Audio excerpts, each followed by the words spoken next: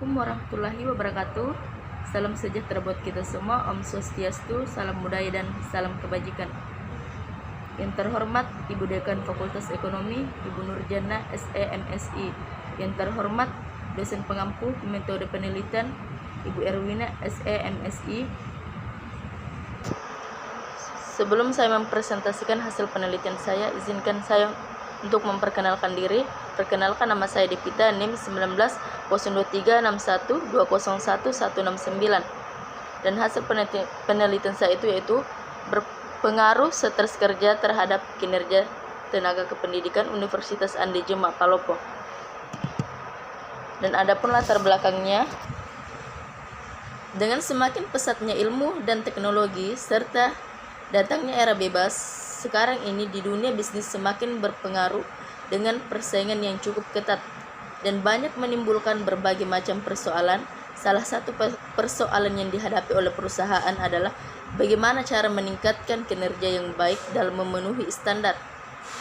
Dan adapun stres kerja merupakan kondisi dinamis di mana seseorang individu dihadapkan dengan kesempatan, keterbatasan, atau sesuai dengan harapan hasil yang ingin dicapai dalam kondisi penting. Rumusan masalahnya yaitu bagaimanakah pengaruh stres kerja terhadap kinerja pegawai pada Universitas Andi Jema Palopo. Kerangka pikir Universitas Andi Jema Palopo dan stres kerja menurut Robbins pada tahun 2006 ada 5 poin: tuntutan tugas, yang kedua tuntutan peran, yang ketiga tuntutan antar pribadi, yang keempat struktur organisasi, yang kelima kepemimpinan organisasi, memberikan gaya manajemen pada organisasi. Yang adapun kinerja menurut Mangkunegara dalam Andriani tahun 2017 ada 4 poin. Yang pertama kualitas, kuantitas, pelaksanaan tugas, dan tanggung jawab.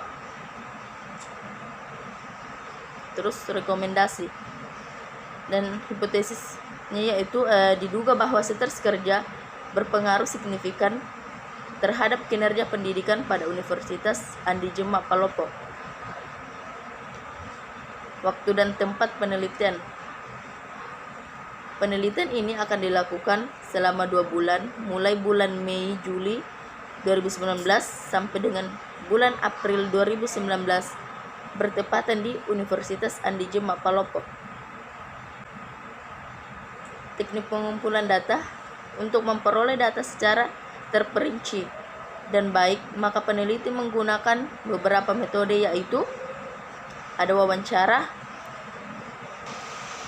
Wawancara adalah proses memperoleh keterangan untuk tujuan penelitian dengan cara tanya jawab sambil bertatap muka antar penanya atau pewawancara dengan penjawab.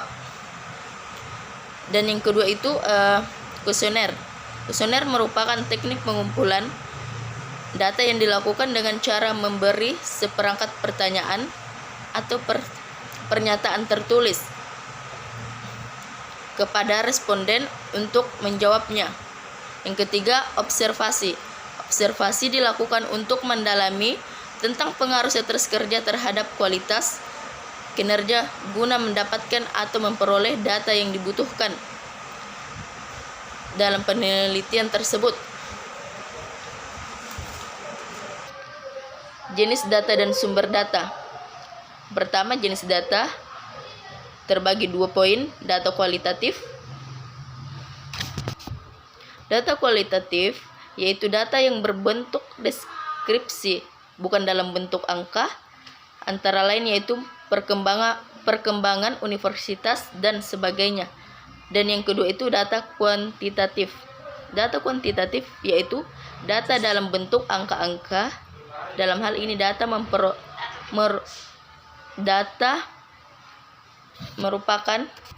merupakan laporan jumlah keseluruhan staf yang ada di Universitas Andi Jema Palopo. Dan yang kedua itu sumber data. Sumber data yang digunakan dalam penelitian ini adalah data primer. Data primer yaitu data dari Universitas Andi Jema Palopo yang diperoleh dan dikumpulkan dari hasil observasi dan wawancara langsung.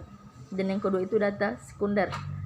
Data sekunder yaitu data yang diperoleh dan dokumen-dokumen dan buku-buku literatur yang secara langsung berkaitan dengan penelitian.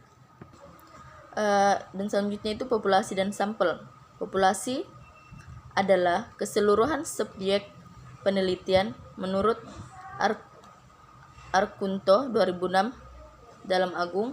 Dengan menetapkan populasi ini agar suatu penelitian dapat mengukur sesuatu sesuai dengan kasusnya dan tidak berlebihan dengan populasi yang diacuh.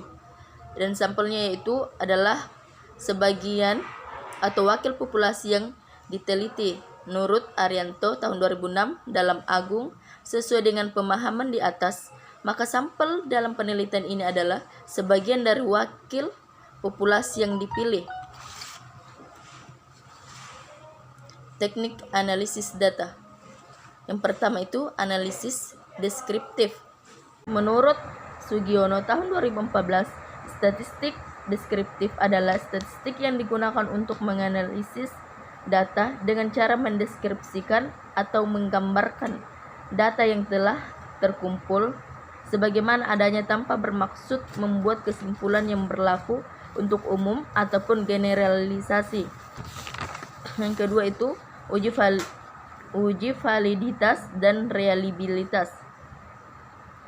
Uji validitas adalah tingkat kendala dan kesusihan alat ukur yang digunakan, dan uji reliabilitas berguna untuk menetapkan apakah instrumen yang dalam hal ini kuesioner dapat digunakan lebih dari satu kali. Dan yang ketiga itu analisis regresi linear sederhana.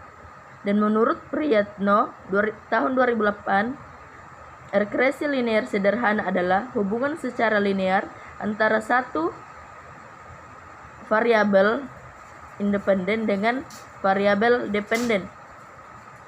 Itulah hasil penelitian saya, kurang lebihnya mohon dimaafkan. Assalamualaikum warahmatullahi wabarakatuh.